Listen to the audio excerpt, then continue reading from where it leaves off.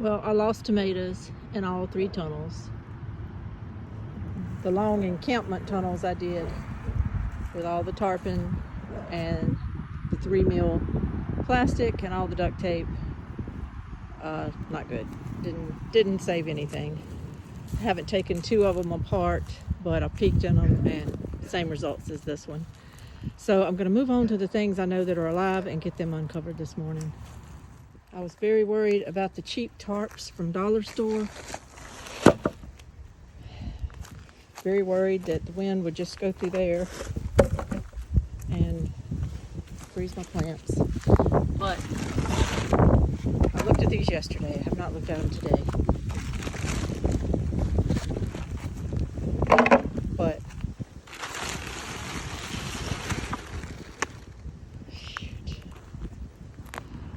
well, yesterday was better. I think sitting under this tarp for another day didn't help. But one of them is alive. That's a golden Jenny melon there. And that's a sugarloaf hessel winter squash. The foreground leaves look dead, but the background leaves look healthy. So I'm going to leave this one right here and just see what happens. Kind of the same with this one. These leaves look bad. This leaf looks okay. I'm going to leave that there. That little one there took it on the chin. Now, where these buckets are, I had covered up a couple of plants. And they're perfect. This one had a lot of blocks around it and it's perfect. I'm already seeing some bad leaves. This one's okay, I think. It's got some darkening on one leaf. It's a Hessel Sugarloaf winter squash. I do see some damage. It's hard to convey on camera, but there's some light and dark spots where it looks like it has some cell damage on some of these leaves. But in general, the plant's all right. So I have one Hessel Sugarloaf that's so-so, one that's good. I had 3 golden jennies. 2 made it. One's not so sure. I'm sorry, I had 4. And then one I think is done. Oh, well, I know it's done. So, moving on. Okay, these 2 are North Georgia Candy Roasters. That one to me looks done. It's all wimped over. The trunk looks okay though. I don't know how to do this because I've never been through this. I'm not going to dig them up right away, but I am going to put some seeds by them and just try to grow some more.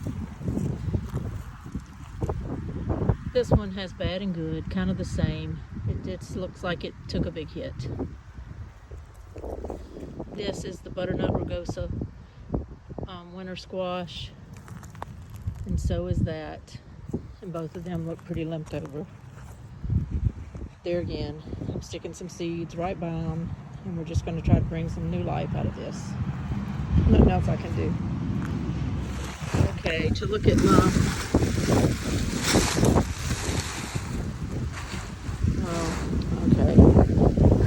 these are my 2 green Cushaw pumpkins. Looks like they made it. That one looks really good over there. This one did take some damage. But it's blowing this morning, it's standing straight up, and we're going to see what happens with that. This is the Miss Amerson's winter squash. It's done. It looks done. What I've learned from this is that I know nothing about... Woo! That plant looks okay.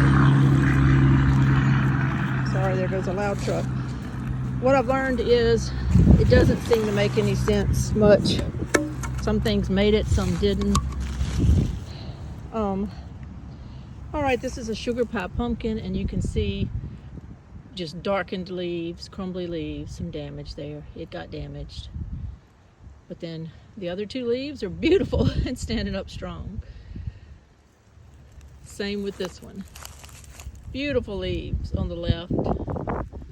Worse worse where the tarp was. The wind, y'all, has been something this week, and I just could not completely keep these tarps from just blowing at certain points and getting on some of these plants. I did my best. I've got stuff everywhere. I did my best.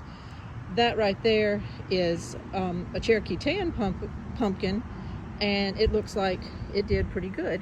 It looks pretty darn good. I'm gonna take the win. I'm gonna take the win. Let's go check the Ford Hook gems. My little precious Ford Hook gems that I'm wanting to save. Woo! Tarp just blew off of it. I didn't have to really pull it. Okay, all right. One there looks darn good. Oh, thank you, Jesus. That one there looks pretty darn good. Very healthy. I don't see any leaf damage. Okay, got a little one there. It still looks like it made it. Ooh! And I had this one under this bucket. I don't know if something's, I think that wind kind of tore on some of their leaves a few days ago. Like right there. But other than that, their other leaves look good. This wind today is not going to help. I have one more. And this metal thing is wanting to blow on it, so let me get rid of that. I have one more there. It's young. But I think it'll be alright though. I think it looks okay. Thank you, Lord, for my Ford Hook gems.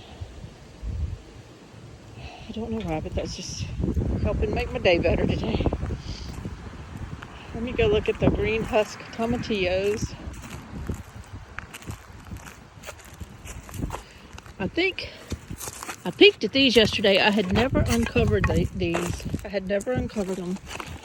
And I had no idea how they were going to do. Yesterday, I only have two of them because one already broke in the wind. I had forgotten these green husk tomatillos are so delicate.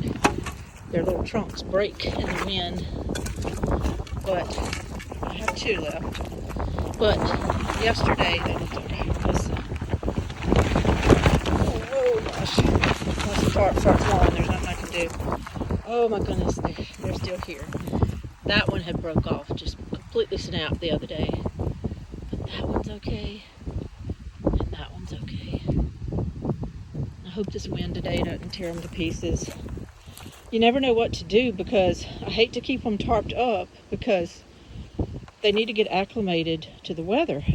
And yes, I could wait till tomorrow or something to take the tarps off, but our weather, now that the freeze is gone, our weather is ramping up. It's supposed to be in the 80s here shortly. I don't want to untarp these things in the 80s after they've been through what they've been through. I just want to kind of get them acclimated while it's in the 50s and 60s. And it's going to only get in the 50s overnight and then into the 70s tomorrow. So I think I'd rather slowly acclimate them than just pull the tarp off when it's 80-something degrees out here. I don't know. You know, who knows? You never know what to do. I realized yesterday that I had completely and totally forgot about my red currant tomatoes that I had planted over here by my potato patch that's not doing a whole lot. I do have a few potato plants coming up, but it's not going to feed us through the winter. Believe me. I had planted some red currant tomatoes. There's one. There's one. I didn't do a thing to it, and it's doing good. Okay. Number 2 is dead. Number 3 is dead. Seemed like I had another one. Did I only have 3? Maybe I only had 3. All right, 2 of them didn't make it, and the third one looks like it's just wonderful. The third one just looks fine. Like, what's the big deal? Looks fine. Some of my potato plants look great, like that one. Some of them look bit back like that one. I'm just not going to worry about the potato plants too much. Oh, I got more things on my mind. Now, I know from yesterday that my Kajari melons, I don't think, made it.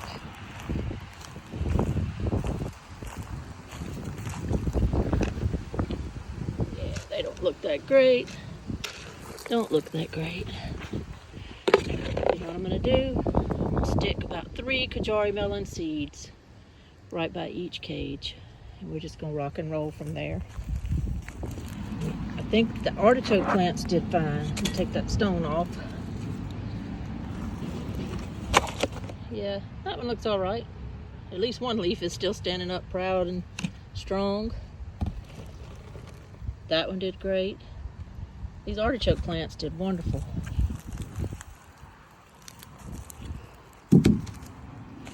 I had given 2 of them to my friend, and I was telling her that they actually like cooling hours before they take off and grow and bloom. So Mike could have just left them uncovered, but I've never grown them before, so I didn't know. That one was already looking a little raggy, but it hung in there. That one looks really good. Had one down here that didn't look so great. I don't remember which one it was. Ooh. That one, I don't know. I don't think the freeze did that. Looks like something, probably a dog stepped on it. Ooh, look at this one. That one looks loud and proud. It's doing good. Oh, that one too. That one too. English peas did fine through all of this. They don't look any worse for the wear. Pretty much lost my Italian heirloom tomatoes. Pretty much lost them. That's a honeydew melon that was under a bucket, and it looks like it's gonna make it. It's weird how the buckets protected some plants, but not all. There's one little growth piece on this heirloom tomato that might make it. We'll see. Let me check this last honeydew down here.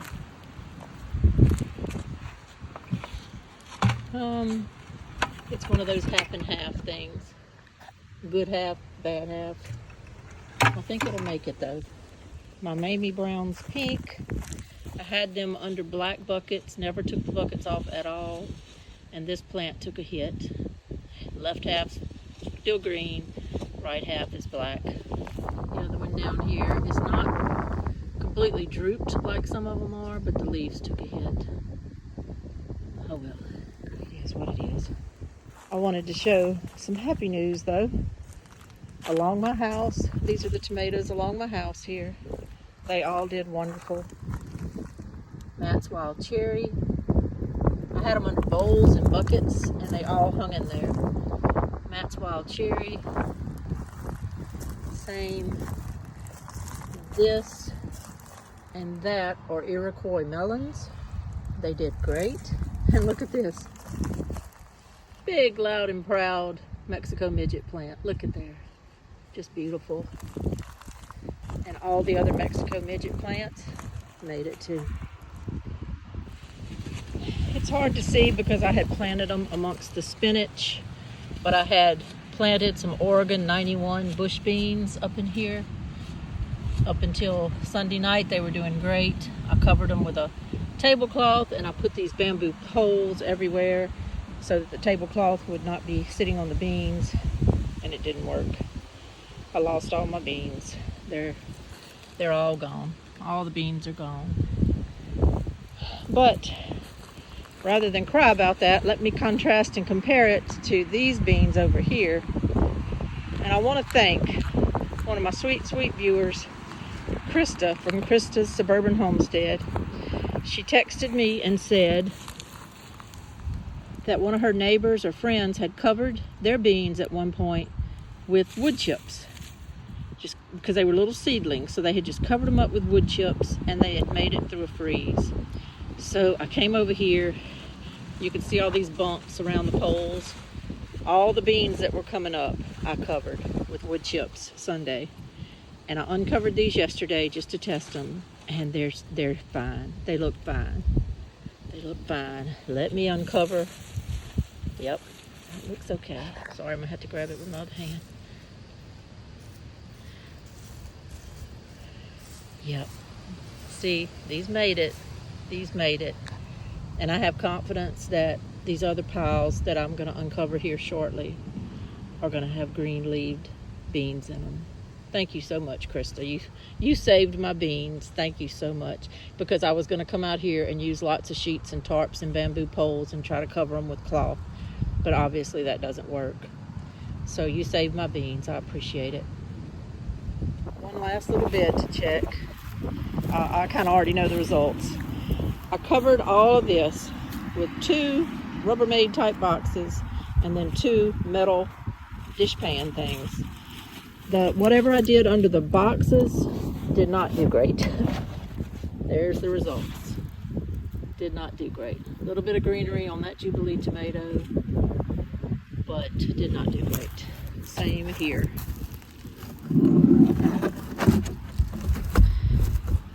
PL de Sapo melon and 2 Jubilee tomatoes, not great. The ones I put under the metal pots though, look at them. Right next door. Right next door. And that is a Pedigree Durin melon. If you step back, you can see the damage. 2 metal pots, rubber boxes, totes, whatever you want to call them. Never again am I going to use a bunch of totes and buckets out here. It just didn't seem to work. The only ones that worked were those right along my house. And I guess it's just something to do with their location, because I had the same coverings over other plants and the plants died. And I think cherry tomatoes are obviously a little more hardy than regular tomatoes. That's another observation that I've made. So give me your feedback on whatever you think about all this. All I've learned is when it gets 28 degrees and it stays there for 3 hours before dawn, it's trouble. And that's what we had. And that's where I'm at. Live and learn.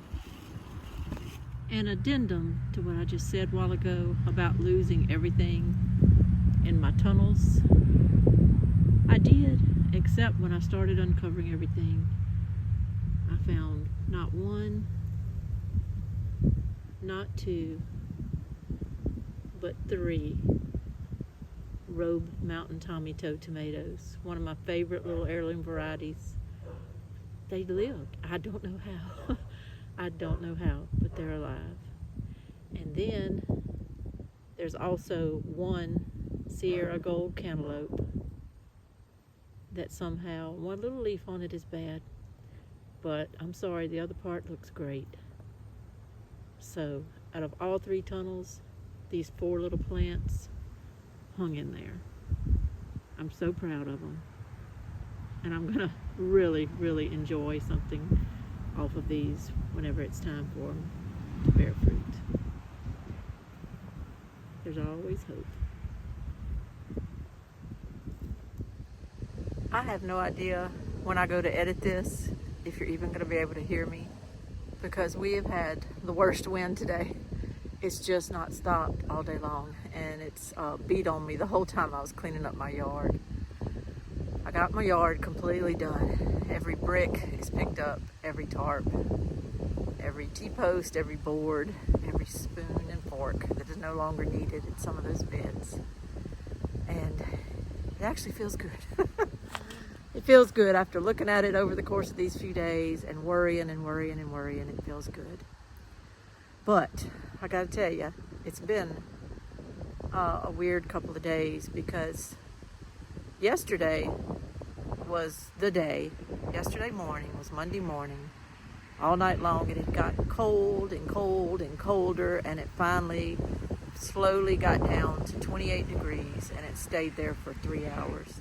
But when it gets that low and it stays that way for 3 hours, it's not good.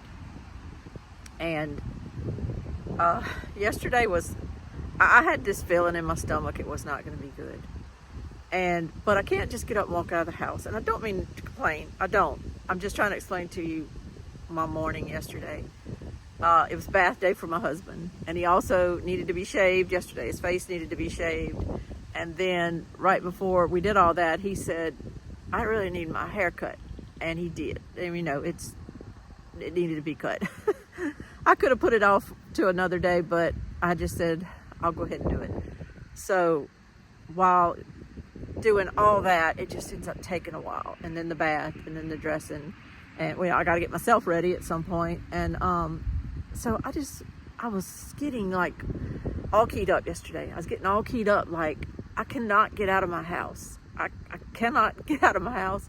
And felt like I was living in some kind of Groundhog Day. I said that to my friend when she had called me that morning. I said, I almost don't even want to get out of bed this morning because I just feel like it's Groundhog Day. And like, I just do the same thing every day and it's monotonous and I just want to go outside and and I was kind of just in this funk yesterday. I was in this funk and I don't usually get that way. And I deliberately try not to be a complainer, especially about the things I have to do with my husband. And I don't want to ever get to where I'm aggravated or I'm in a bad mood or I transfer this negativity to him all the time. So we just do, get the things done and get on with our day usually. But yesterday I was just nervous. And I think it was kind of because I knew not only was I going to have to go out and check these plants and they were probably going to be dead, but then I was going to have to do a recap video on it. And it's just sometimes a little bit, you have to humble yourself and become very vulnerable if you're going to be on these channels and you're going to actually walk a walk, especially with something like this, through a freeze or through any type of thing that you do, that there's a potential for failure. You have to be vulnerable enough, and it takes a little bit of courage sometimes to turn on the camera and say it did go good. And while it's life, it is kind of hard to do, and I think I was dreading that. That's why I was so keyed up the whole morning, kind of getting him taken care of. But I finally went out there and the phone rang, and it was my bookkeeping office telling me my income taxes were ready. And I had been knowing for the whole year we were going to owe taxes. I had projected an amount last year and pretty much had that money squirreled away. I wasn't worried about it, but I was just worried that maybe I was wrong and it wasn't going to be enough or whatever. So anyway, it's a good chunk though, for different reasons, for different land we sold and different things. I knew it was going to be a good chunk.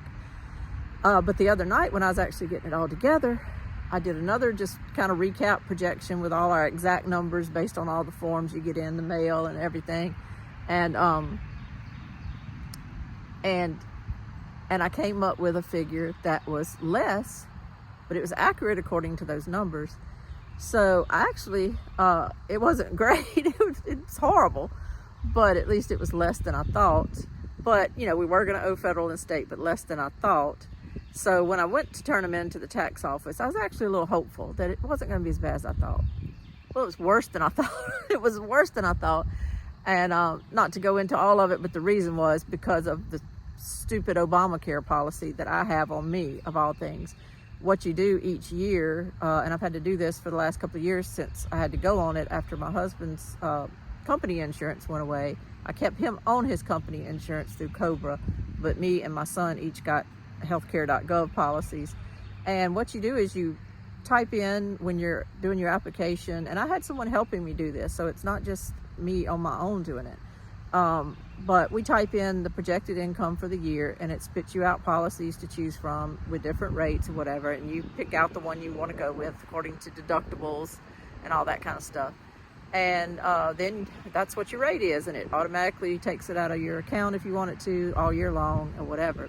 But when you go to file your taxes each year, they do a sheet using all these numbers that they submit when they submit you a 1095 form of the second lowest cost policy versus this policy versus the amount you should have got based on your income versus what they paid on your behalf, blah, blah, blah. And when it all came down to it, it said that I owed them back $2,600. Well, I sure do wish they would have just had that figured in the beginning. Why figure out a certain rate for me, have you pay it all year, and then when you settle up at the end of the year, you owe $2,600. So I had to add that on top of the amount I already knew I probably was going to have to pay. And actually, just coming to think of it, that amount was pretty right. That amount was right when I looked at my tax return. I had figured it very much almost on the money but I didn't figure in that $2,600. So that on top of it ended up being $400 or $500 worse than my worst case scenario that I had come up with in the very beginning. So that gut punch. And I had to drive all the way home from the town about 40 miles away where I went and picked up my taxes, and all the way home, you know, I'm just thinking, well, get it over with. But you know, it's a gut punch. It's a gut punch. After all the expenses we've had this whole year of getting our trailer set up and everything, just more taxes, more taxes. They just love them some taxes, the IRS and the government. And so, whatever. I just decided, okay, you know what? Take that gut punch. Let me start the video, take that gut punch, and just show the damage. And I had not been filming but 5 or 6 minutes when I got a phone call. And it just put everything in complete perspective. The taxes are nothing. The tomatoes and the plants are nothing. They're nothing. They're insignificant events, things that are easily taken care of. Quit complaining. One of our very, very, very good friends took his own life yesterday. And that was the biggest gut punch that I could just even imagine. I was not expecting that phone call. His family was not expecting that. As you know, if you followed my channel any at all, we lost our own son to suicide in 2008, coming up on 15 years this summer. And so while I definitely, you know, the thought of losing him was terrible, I also knew minute by minute what was going on at that house and with my friend, and I just ended up having to go sit down, and I had to tell my husband about it. We just turned the TV off, and it was just terrible. It was just terrible. And because my husband is friends with him, and we're all friends. We're all friends. We've been, I've known him since he married my friend, but I had went to high school, junior high and everything with her. So she was very, very close with Debbie, my friend Debbie, who I just lost in December. And so this was her husband. And just terrible. So it put it all into perspective, but I really didn't even want to mention it today because I didn't know where to go with it. Even though I've experienced suicide in my life, I do not consider myself called by God to be a big voice for suicide. There's a lot of reasons for that. I don't even need to explain the reasons for that, but I just I don't feel that call for that. There was so many things I kept thinking this morning, you know, I could say things that hopefully maybe someone considering it would hear and respond to. And I just couldn't. I can't go there, and I can't become known as that person with that knowledge and that, I guess that banner on her back to be, I don't want to be labeled as that being, I don't know how to explain it. Can I just leave it like that? I don't know how to explain it. All I know is this is how I'm going to handle it. This is how I'm going to handle it. Sometimes I wonder why I have a YouTube channel, because technically I'm kind of a shy person. I don't like crowds. I don't like big gatherings. I'm kind of shy in life. I like just in-person, one-on-one things. I get along with a lot of different people. I love to talk. I love just one-on-one things. I don't big things. Even just going to this funeral that I know is coming up, already I have anxiety because it's just big crowds and stress, and I know what they're going through, and I'm already dreading it. I'm already dreading it. But I did have a thought while I was taking down all that stuff a while ago, and it's taken me 2 sessions today to pick up all that stuff. I worked for hours, and then I had to go get something to eat and take a little break, and then I came back out and finished. And so I've gotten it done, but it's taken me a while. But the first time I was out here this morning, I was very conflicted about what to even say about all this. The second time I came out, it just came to me, and this is how I'm going to deal with it.